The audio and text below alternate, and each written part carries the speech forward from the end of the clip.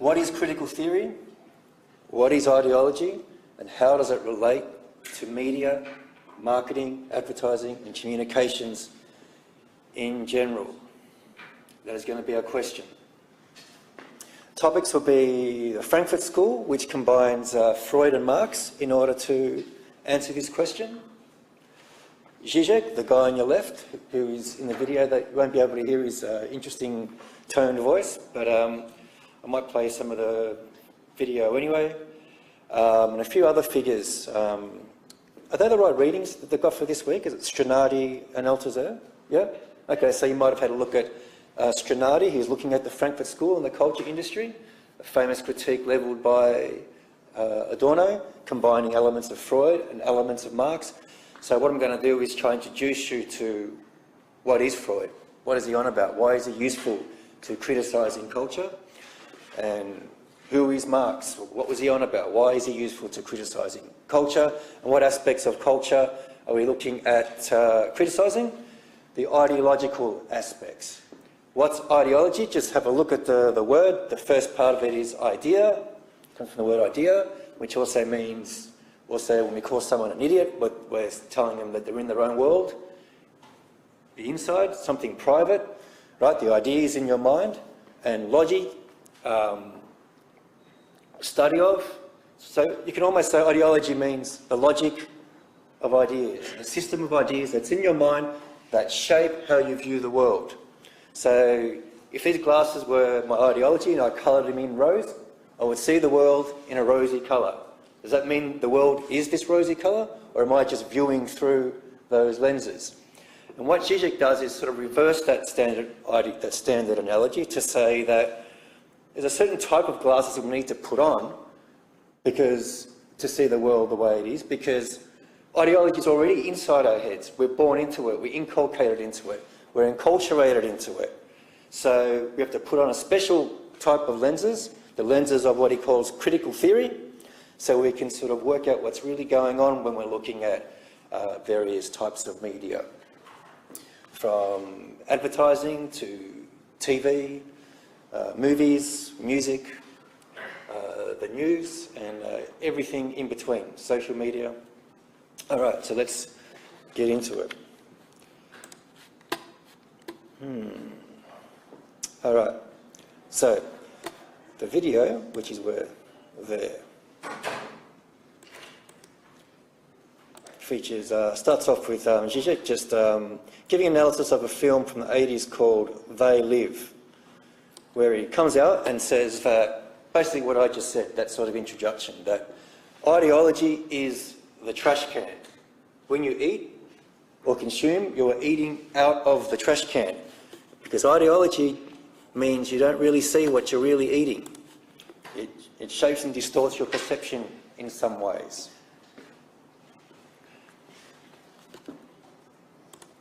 We might decide that Zizek himself is caught up in a particular kind of ideology, and that's why he sees the world in a certain cynical or sceptical Marxist way. And that will be an interesting question to be open to, but let's have a look at this perspective anyway. Okay, so we need critical theory because media communications are not straightforward.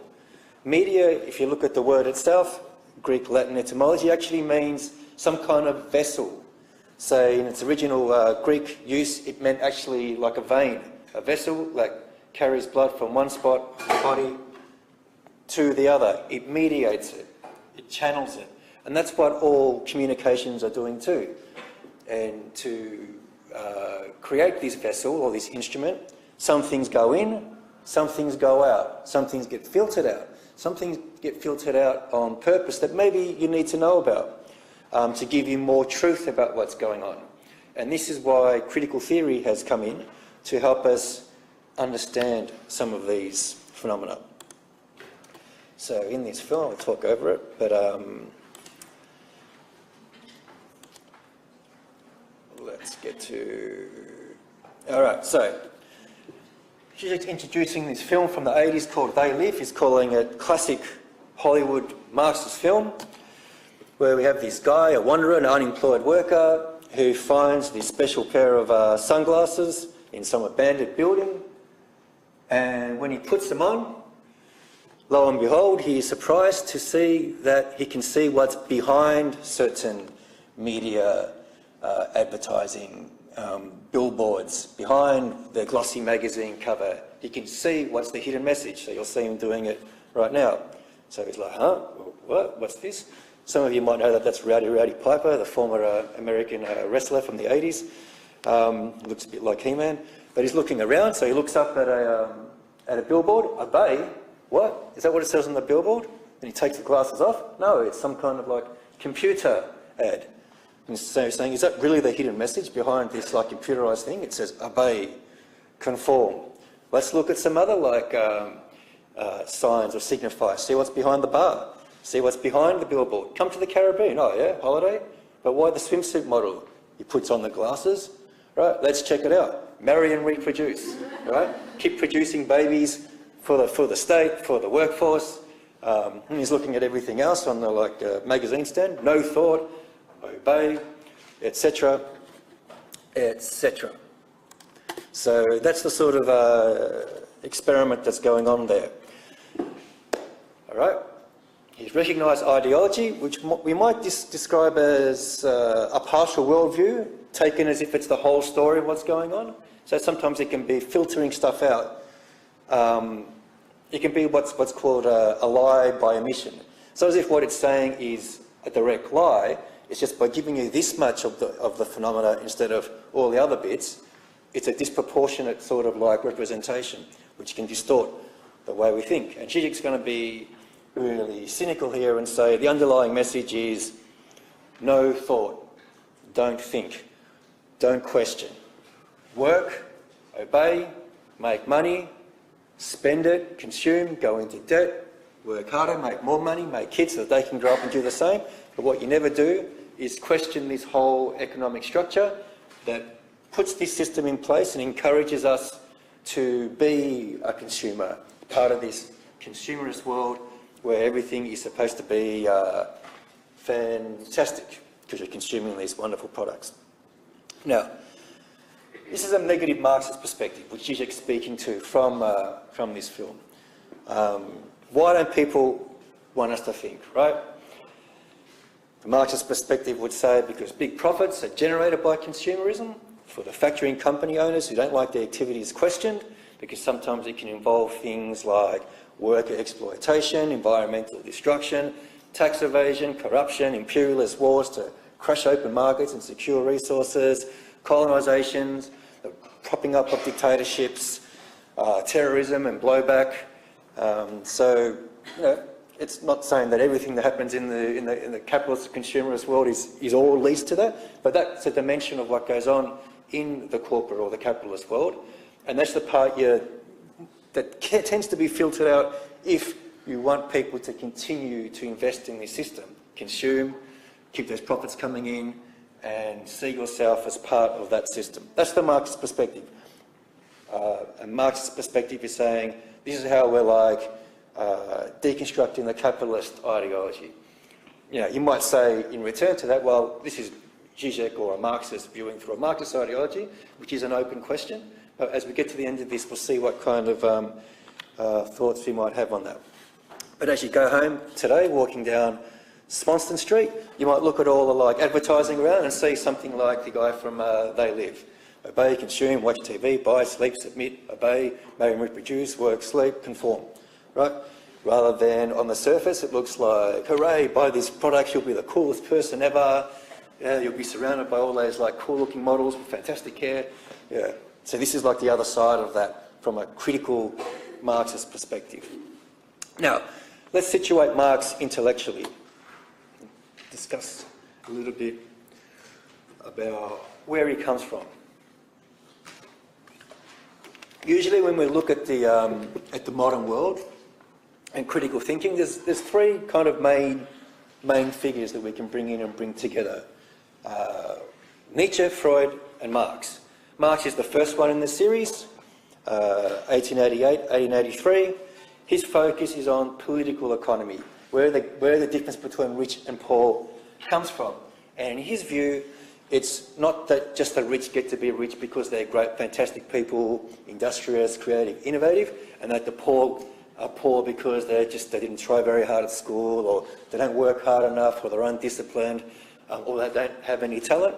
These things might be true to a certain extent, but Marx is going to say it's exploitation, and the people who are rich got there through ill-gotten gains, through these negative practices he was talking about before. You might say, okay, wait, that's a bit too negative, but we should acknowledge that there is that aspect or dimension of the world. Maybe ideology sometimes tries to filter that out or hide that, but when we put on the critique of ideology glasses, we can see that, oh yeah, there's actually a bit more going on in that direction than the glossy billboards or media productions may like to admit. All right? Nietzsche comes along a little bit later. He's more into ethics than he is politics. Doesn't discuss political or economic theory anywhere near as much. He's more interested in uncovering what's really going on behind moral claims. When we say, do this, do that, thou shalt not do this, thou shalt do that instead, that really we think we're being altruistic and fair and equal, but we're actually discharging our own personal drives and ambitions for power in an unconscious way without realising it. And then Freud comes along a little bit later in psychology, and he sort of extends kind of a lot of Nietzsche's findings. For instance, a lot of Freud's earliest collaborators thought, my God, Freud, like a lot of what we're discovering in the clinic and through the science of psychology, it's actually in Nietzsche. And it is there to a certain extent, but Freud, as a scientist and psychologist, was really keen in nutting out, forgive the pun, the detail of unconscious psychological mechanisms, especially on the topic of the libido, which is the Latin word for desire, but means the sexual drive. So, three critical thinking masters of suspicion, as they're often called, three of them famously atheists, right? They think, okay, this whole Christian story, they say, I see talking snakes, I see zombies coming back from the dead, I don't believe any of it, the evidence isn't there, why do we even believe this in the first place? They start continuing the process of critical thinking and say, what else don't we know? What other beliefs have we accepted uncritically because of ideological inculcation? So it's a sort of critical starting point in a way, to question prevailing ideas and say, what is the evidence for them? How convincing are the arguments? And then go, okay, now what else is going on? What else am I not being told? And what's behind it? And this is what the Frankfurt School does, right? They combine Freud and Marx. Why combine Freud and Marx? Marx is like a sociologist, right? He's looking at class structure, the economy of society as a whole functions. Freud is a psychologist looking at the individual mind, how the psyche functions in relation to the body's drives. So Freud is in the psychoanalytic, the psychological clinic, seeing patients, then attending conferences to discuss findings with other psychologists, building the knowledge. While Marx is more likely to be out on the streets or in the factories, reading economics books to see what's going on in the workforce and the relation between worker and owner, the workers at the factory and the owners of the factory.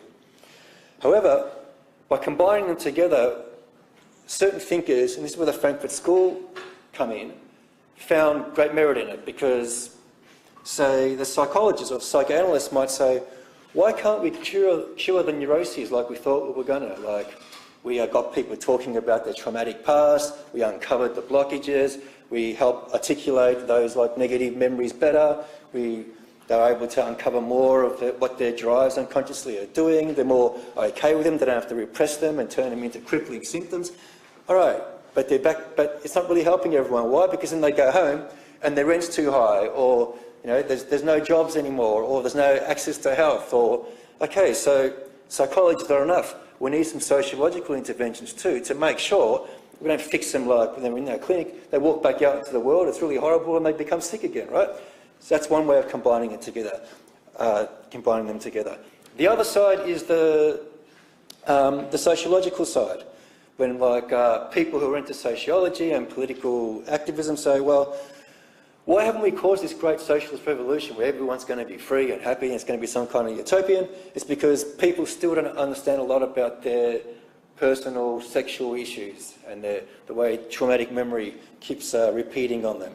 So we need to actually bring in some of that to help people as well, and also as leaders of any like revolution or political sort of institution, if we're not really attuned to our own unconscious mechanisms, then we're going to be the ones who are displacing it into extreme ways, moral panics, wars against this and that, extreme behaviour. So it's good for like people on all sides to sort of be aware of these two different patterns of explanation.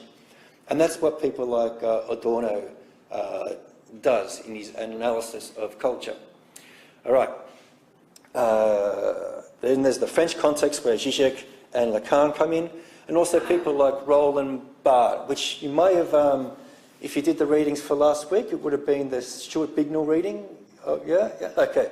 So it starts off with Saussure, the linguist, and eventually it ends up with, signifier, signified, ends up with Barthes, who makes a distinction between denotations and connotations.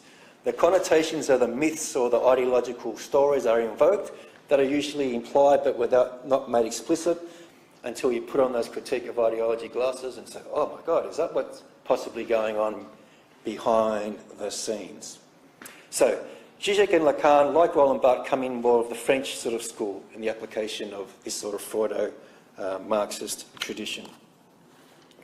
Now, here I switch to this fantastic analysis of Zizek and the Coke bottle. There it is. He's sitting there out in the desert saying, let's analyse an actual product. Saying, what's the story with Coke? I'm thirsty, I'm in the desert, I drink Coke, and of course I get even more thirsty. So why am I drinking it? What is the story about Coke? What is the it that makes us drink Coke and makes it so special? If I was thirsty, I would drink water. It would actually quench my thirst. Instead I drink Coke, even though it's hot, and now I'm all thirsty. What is it about Coke that allures us, right? So he's asking those sorts of questions. He might actually show a little bit of an ad. There. The Coke is it ad, yeah. And you look at the advertising, it's like, Coke is it. Coke is the real thing, right? What is this it? What is this real thing? He's saying it's not actually a chemical property of, if anyone likes Kinder Surprises, then he does an analysis of that as well. But this is all on YouTube, so if you just put Zizek into YouTube and Coke or Zizek Kinder Surprise, you'll see sort of some of these fantastic dancing, hip-hop, yeah, it all comes from Coke. I don't know what this it is or this real thing is, right, but I'm drinking a lot of Coke. So we're sort of deconstructing that a little bit and trying to understand it for us in a Freudo-Marxist way. So let's turn to a little bit of Freud and Marx to see what they say.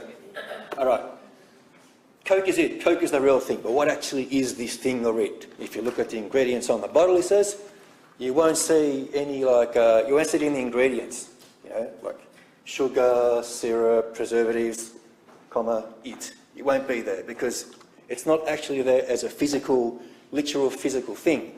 And this is where he brings in a little bit of Marx and his idea of the commodity fetish, right? Let's read a little bit of Marx from Das Kapital. A commodity appears at first sight an extremely obvious, trivial thing, but its analysis brings out that it is a very strange thing, abounding in metaphysical subtleties and theological niceties. It transcends. There's something mystical about it. This it, that X, that makes us want to drink this Coke and believe that we're going to be dancing at the hip-hop club, like in this really cool way, because now we've got it, the X factor, as we sometimes say. So, Marx's analysis of what's going on, what is this mystical property, is the sort of sociological, political one, where he says it's a distorted reflection of the reality of underlying social relations. It's an alienated form of our oppressed social relations. Okay, what's he mean in contemporary language? It's easy to understand because we're no longer in 19th century Germany. He's saying, okay, when I work, my job might be hard, I might be really drained, I might be really tired. I'm building up, say, a student debt, the workforce is looking tired, I don't know how I'm going to go. And, relations between, workers and bosses, and so good these days, casualised labour, like suppressed wages, housing prices going through the roof, local problem. However, if I drink Coke, suddenly I'm it, right? Suddenly I can think about the weekend and dancing because now I've got the X.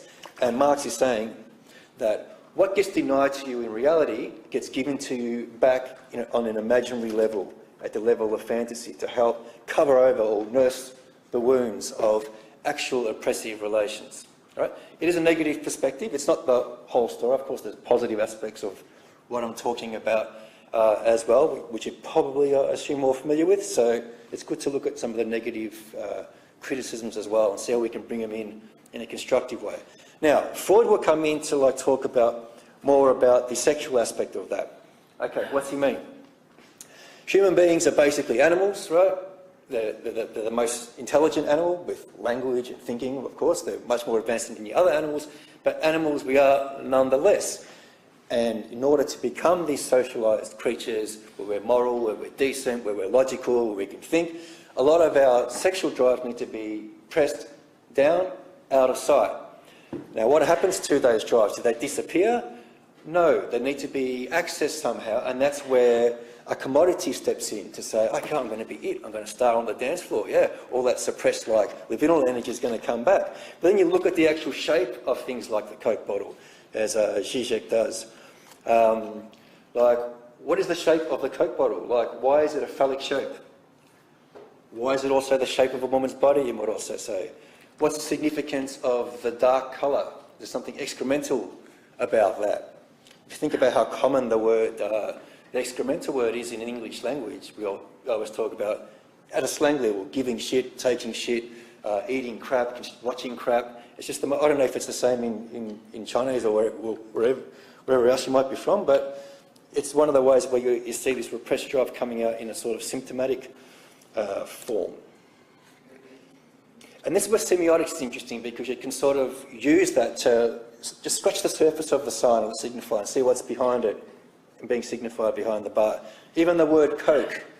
In English, the connotations of the word Coke are cocaine, which I think was an original ingredient of CocaCola. Or is that a conspiracy theory? I don't know, you might have to look that one up. Hasn't been in there for a long time, I imagine. Now it's just caffeine. And also it has a homophony, a resonance with the word cock. So it's a phallic sort of symbol.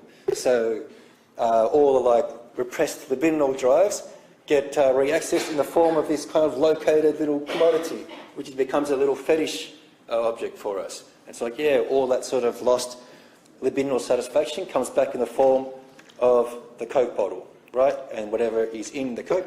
The other thing that commodities would tend to do from a Freudian perspective is provide a sort of defence against our phobias. So we might fear certain aspects of sexuality because they've been so long sort of repressed, and when they do come to the surface, they can be so powerful. They can lead to trouble. They can lead to pleasure, but also trouble. So we want something to make us feel invincible, so that we can access those drives, but feel protected from maybe the scary part of them.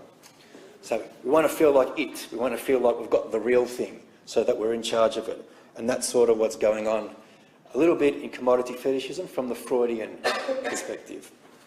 Now, speak of the devil, let's have a look at some Freud. This is from his classic text, Civilization and Its Discontents. You can see in the image there that they've chosen, just in this random edition by Penguin, it's a man in his suit, tie, top button, shiny shoes, looking very distinguished. I think it's even a pocket chief, what's it called, a kerchief, whatever it's called, a pocket hanky. But he's in a cage. It's saying as if all these trappings and formality we pour upon ourselves, which are great and fantastic, are also done at some kind of cost. And that is to put the animal side of our personality in a cage a little bit. And of course we want that. We want the security of civilization at the human level, but at the animal level we're kind of, let me out of this cage. I'm sick of working all the time and doing this all the time. I can't wait to hit the dance floor with my Coke or whatever it is. So that's the sort of dialectic he's talking about there. Or view any other media and use it as a sort of escape. So let's have a read a little bit what Freud's saying here. The service rendered by intoxicating media in the struggle for happiness and in keeping misery at a distance is so highly prized as a benefit that individuals and people alike have given them an established place in the economics of their libido.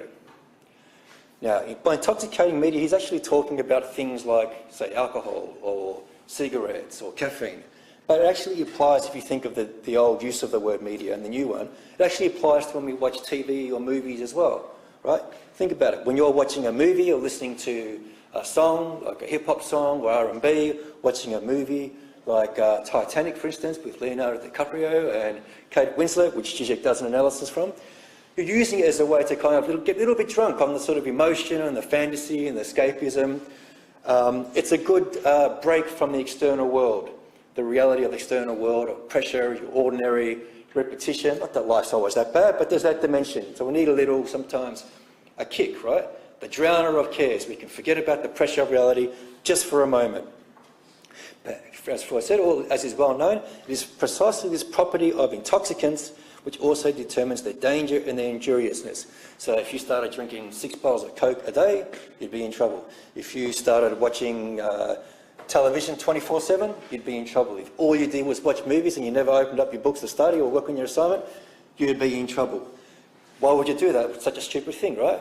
But some people do get caught up in that. If you have 1 glass of wine with your dinner on a Saturday night, that's one thing. If you have, if you get drunk every day from the morning, that's another thing. And you're probably, as a group, really unlikely to do any of that stuff. But you know of cases where people do become like that. And that's what Freud is saying about intoxicating media. And I would put to you, this also includes consumer goods. People get too into it, they can be too successful, and people lose proportion in how they get called into action, if I can remember what the slide was doing before. So you get moral panics and moral concerns happening all the time about certain advertising, especially the use of sexuality in them, and various other aspects of them, which can be a concern. People overdoing it, overdoing their pleasures would be the concern, or not choosing the right ones. Now, psychoanalysis. The majority of people, a lot of people here, Chinese internationals, would that be, in previous years, that's been the case? Is that? So I put some stuff in, would that be the case, Narelle? Yeah, okay, good. Previous years it was 90%, I think. So I did a bit of a digging around and say, well, how familiar are Chinese international students with psychoanalysis?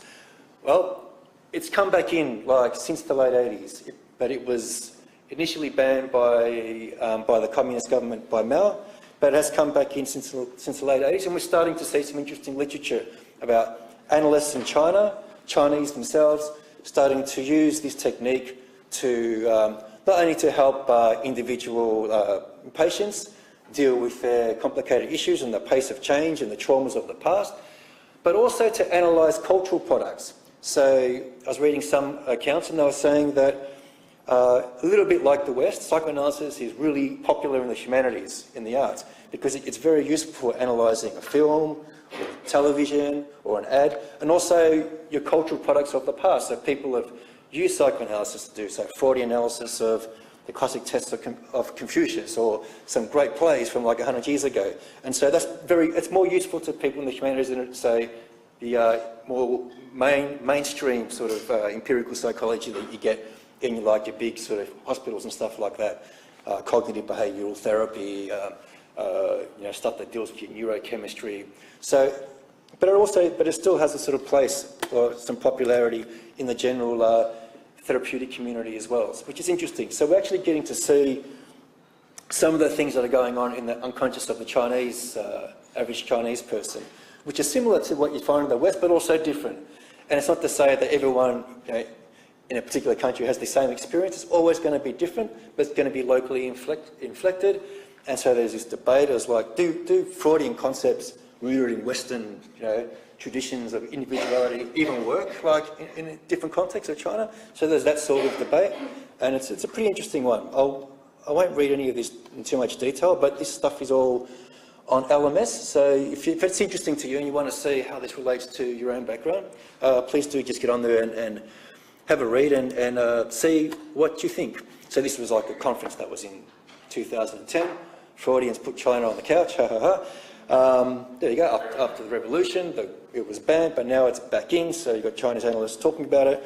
And some of the concerns are like slow analysis for a fast developing China. So one Chinese analyst, who is a Communist Party member, lashed out at China's frenzied economic growth, which she blamed for soaring mental health problems as values erode and families fall apart. Xiao Shiping, the director of the Shanghai Mental Health Center, said Chinese people aren't really happy. They say, I'm stressed, everything is changing so quickly, or they say, I have money but no time to see my friends. And there's just a couple of other sort of reports about some of the issues that are being faced and how psychoanalysis can maybe treat some of these sorts of issues. All right. Now, let's go back to class a little bit and bring Zizek in again.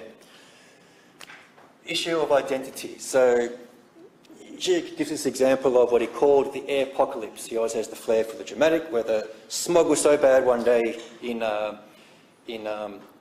Beijing that people had to rush off to the country to get clean air or wear masks. And he's saying that things like this, like environmental problems, they're not like it's not a Chinese problem, it's not an Australian problem, it's not an American problem, it's not a Greek problem. What it is a world problem. So if we retreat into our little, not a little, but we retreat into identity groups, problems that we've got to solve collectively never get treated. So there's a sense where we've got to overcome our attachment to certain identity groups to think about things in a whole. And he says there's a class dimension to this, for instance, because if you had lots of money, you got to fly out of the city before the airports closed. If you didn't, you had to sit there and fend for yourself. So that's an example where Zizek, from the Marxist perspective, is always going to bring in class.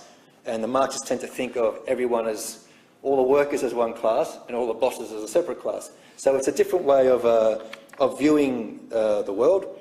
And it can be an interesting perspective to entertain when you're trying to critique ideology. You might critique Marxist ideology as well as an ideology, but it's an interesting one to entertain.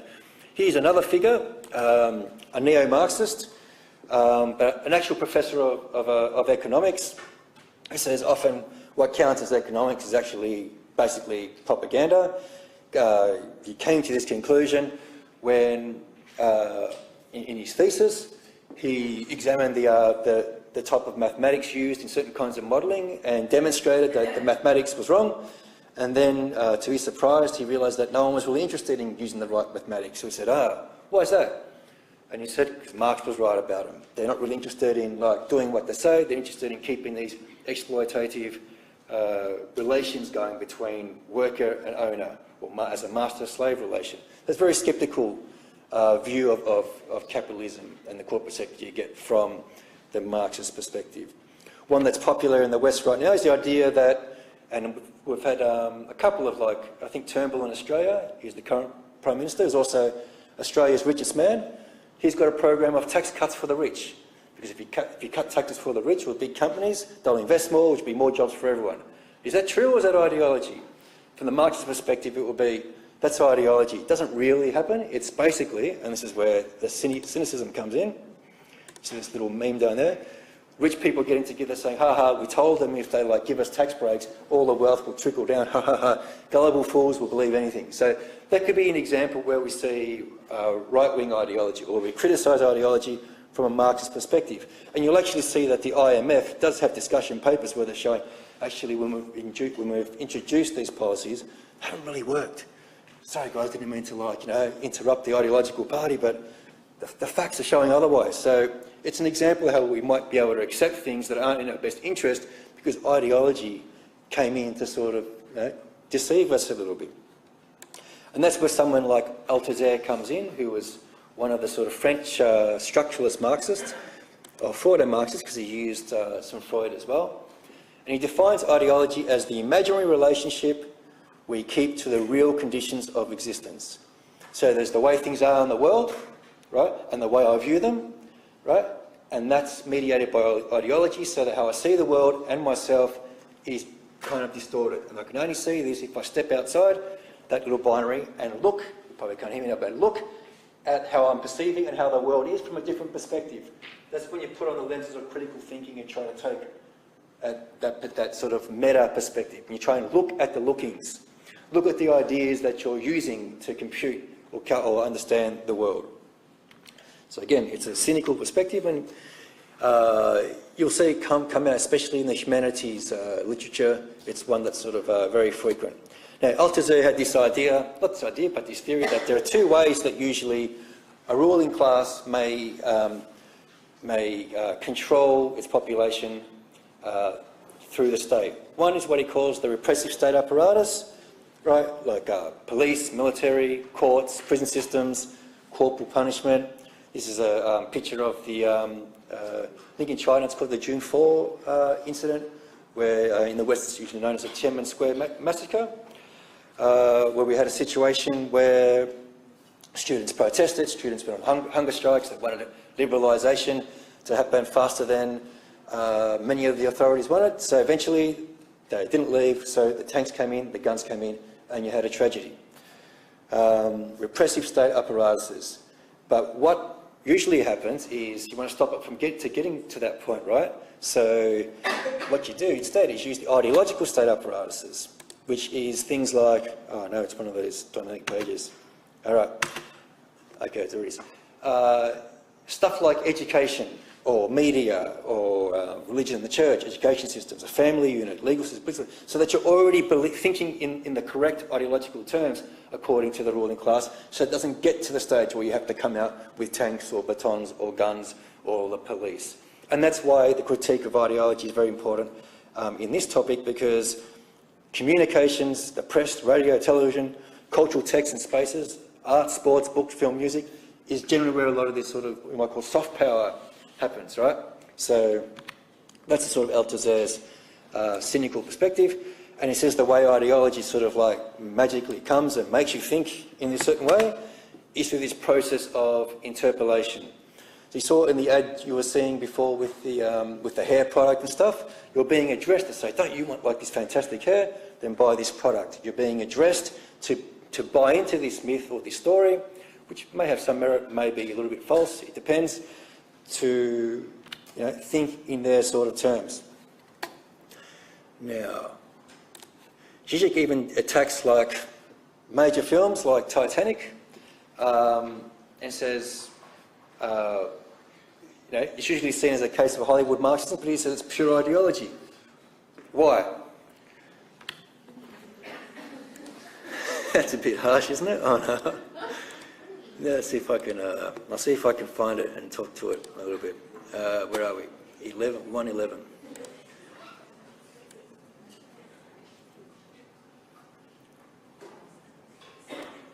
All right, here we go.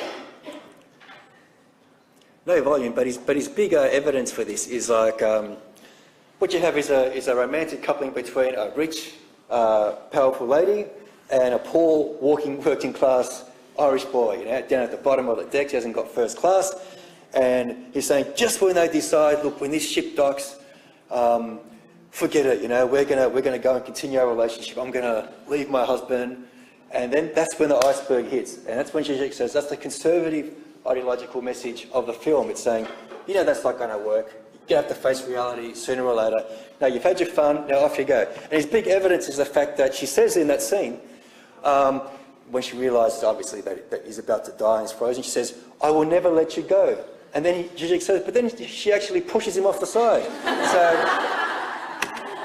So I'll never let you go. Thank you very much. See ya. And so Zizek's saying that this is the conservative message of the film, which is that it's an oldie but a goodie, according to him, that rich people have the right to revitalise themselves of their, libidinal, instinctual drives through exploiting the working class. But we've had the fun, the icebergs hit, back to reality, we've got to go back to your realm, I've got to go back to my realm, the class structure stays in place. So it's almost like, he calls it a perverse guide to cinema or to ideology, and you see there's something really different the way he flips normal text around. Like when I saw that film as a 20-year-old or whatever, when it first came out, I thought it was an anti-class film because, true love conquers even class, like Romeo and Juliet. But he's saying, yeah, but she kind of pushes him over. So, yeah. So anyway, other theorists, I have to stop a minute. Anyway, have a look at this stuff in your own time. You've got Gramsci, Chomsky. Chomsky has a big, he's big in media studies for how the ruling elites use propaganda to convince ordinary working populations to adopt policies that aren't necessarily in their own interests. I gave the example here of the Foxconn workers, where Apple and products and stuff was being made somewhere in China by Foxconn, I think it's a Taiwanese company, and their working conditions were so poor that they were made to sign contracts pledging not to kill themselves. Suicide nets were put up to stop them from killing themselves. So you can get cases where the relations get so poor that what Marx is talking about seems to come to the surface, and that's why people are interested in Marxist theory to critique ideology, and that's why whole countries, of course, have gone into Marx's view to try and stop that problem.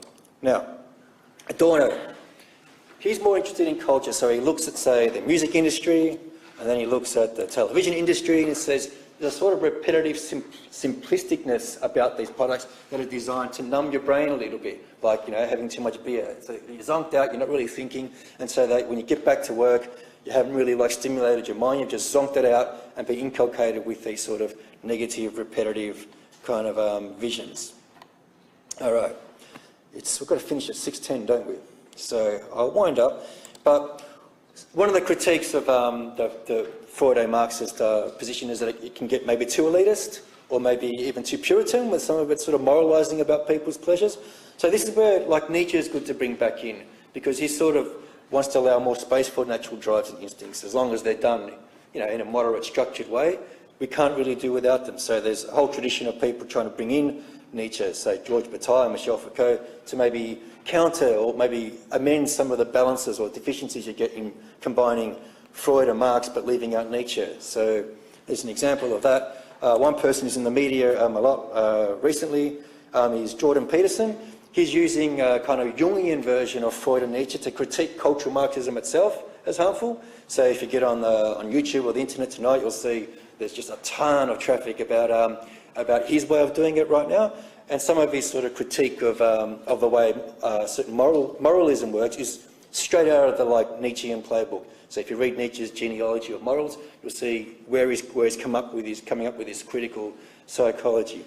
But as for you and as for us, combining a version of these three thinkers is a good way to try and form a kind of balanced view, to pick out the strengths of each thinker and combine them, and also be aware of maybe the deficiencies of each thinker and hope they sort of correct each other. So when you go out into the world, or when you go into your assignment, try and look at these three thinkers, see how they give you sharpen your lenses to understand what's going on ideologically and make an informed, intelligent kind of form an intelligent response to the forces at play you're seeing in the world around you. Okay, we'll leave it there. Thank you very much.